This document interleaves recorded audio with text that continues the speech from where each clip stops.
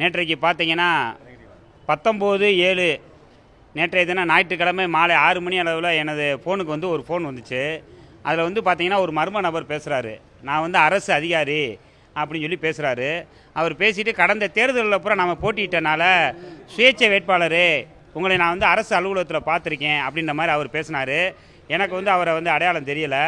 அவர் பேசிட்டு என்ன சொல்கிறாரு, மின்சார வாரியத்தில் தற்போது வந்து அரசு வேலை நாங்கள் வந்து மின்சார வாரியத்தில் பணி நியமனம் பண்ணிக்கிருக்கிறாங்க.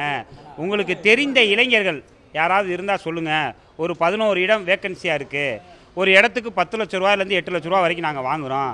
பணம் கொடுத்து உங்களுக்கு நாங்கள் வேலை வாங்கி தர்றோம். நீங்கள் பணம் கொடுக்குற மாதிரி இளைஞர்கள் இருந்தால் சொல்லுங்கள் அப்படின்னு சொல்லி என்கிட்ட வந்து அணுகிறாரு. நம்ம வந்து இன்றைக்கி வந்து அரசு வேலைக்கு இளைஞர்கள் ரொம்ப கஷ்டப்பட்டு படிச்சுக்கிட்டு இருக்காங்க. இன்றைக்கு பார்த்தீங்கன்னா இது போன்ற மோசடி நபர்கள் 10 லட்சம் கொடுங்க 8 லட்சம் கொடுங்க அப்படின்னு சொல்லி பொதுமக்களிடம் ஆசை வார்த்தை கூறி இவங்க வந்து ஒரு மோசடி பண்ணுறாங்க. தொடர்ந்து நம்ம இந்த மோசடி நபர் குறித்து செய்திகளை பூராமே ஊடகங்கள் பத்திரிகையில் பார்க்குறோம். பொதுமக்கள் வந்து இதை வந்து கண்டிப்பாக யார்கிட்டையும் வந்து பணம் கொடுத்து நம்ம அரசு வேலை வாங்கிடலாம் அப்படின்றது முற்றிலும் தவறான ஒரு செயல். அப்படி நிறையா பேர் ஏமாந்து போயிடுறாங்க. அப்போ அந்த மக்கள் வந்து ஒரு விழிப்புணர்வு அடையணும் அப்படின்னு சொல்லி நாங்கள் வந்து அவர் பேசின ஆடியோவை ரெக்கார்டு பண்ணிட்டோம். அதே நேரத்தில் இன்றைக்கி மதுரை மாவட்ட ஆட்சியர் அலுவலகத்தில் குறை தீர்க்கும் நாளில் மதுரை மாவட்ட ஆட்சியர் அலுவலகத்தில் ஒரு புகார் மனுவாகவே கொடுத்துருக்கோம்.